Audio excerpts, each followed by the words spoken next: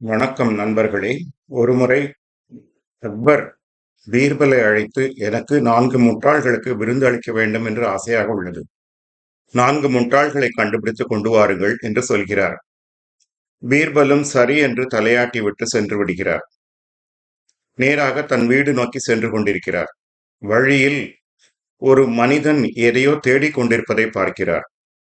அவனை பார்த்து, நீ என்ன தேடிக் கொண்டிருக்கிறாய்? என்ன ஆயிற்று? ஏதாவது தொலைந்து விட்டதா என்று கேட்கிறார். அந்த மனிதன், எனது வீட்டில் நான் என்னுடைய மோதிரத்தை நேற்று தொலைத்து விட்டேன், அதைத்தான் தேடிக் கொண்டிருக்கிறேன் என்று சொல்கிறான். மோதிரத்தை தொலைத்தது வீட்டில் என்கிறாய், இங்கே தேடுகிறாய், என்னாயிற்று என்று கேட்கிறார். அவன் பதில் கூறுகிறான், வீட்டில் கொஞ்சம் வெளிச்சம் குறைவாக உள்ளது, அதனால் இங்கே தேடுகிறேன், இங்கே கிடைத்துவிடும் என்று நினைக்கிறேன். வெளிச்சம் இல்லாத இடத்தில் தேடினால் எப்படி கிடைக்கும்? அதனால் தான் இங்கே தேடுகிறேன் என்று சொல்கிறான். அந்த மனிதனை தன்னுடன் அழைத்து கொண்டு செல்கிறார். உடனே, என்னுடன் வா, உனக்கு அரசர் விருந்து கொடுக்கிறேன் என்று சொல்கிறார். என்னுடன் வா என்று சொல்லி அழைத்து செல்கிறார். சிறிது தூரம் சென்றதும் இன்னொரு மனிதன் கழுதையின் மீது சென்று கொண்டிருக்கிறான். அவன் ஒரு சிறிய மூட்டையை தன் தலை மீது சுமந்து கொண்டிருக்கிறான். அந்த மனிதனை பார்த்து பீர்பல் கேட்கிறார், அந்த மூட்டை சிறியதாகத்தானே இருக்கிறது, கையில் வைத்துக் கொள்ள வேண்டியதானே, ஏன் நீ தலையில் சுமந்து கொண்டிருக்கிறாய் என்று கேட்கிறார்.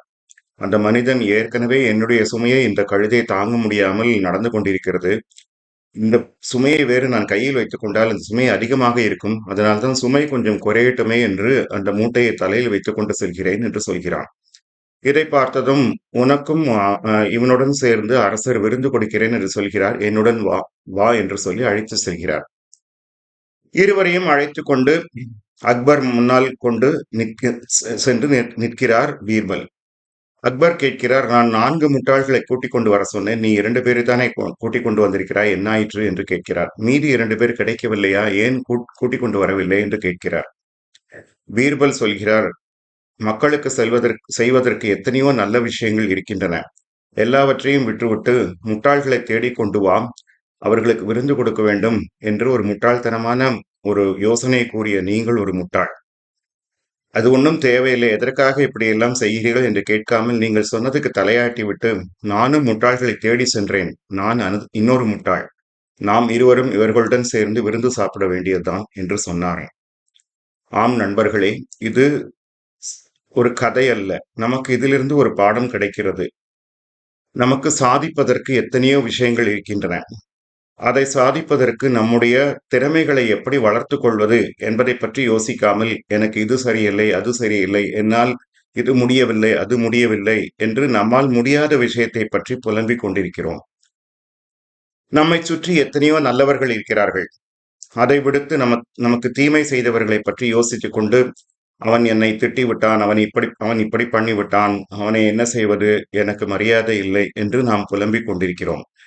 நம் மீது பிரியமானவர்கள் 1000 பேர் இருக்கலாம். ஆனால் நம்மை உதாசீனப்படுத்திய 2 பேரை பற்றி புலம்பி நம் நிம்மதியை கெடுத்துக் கொள்கிறோம்.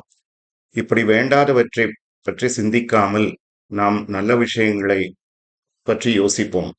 வேண்டாதவற்றை பற்றி சிந்திக்காமல் நல்லதை பற்றி நினைக்க, நல்லதே நினைப்போம், நல்லதே நடக்கும். நன்றி, வணக்கம்.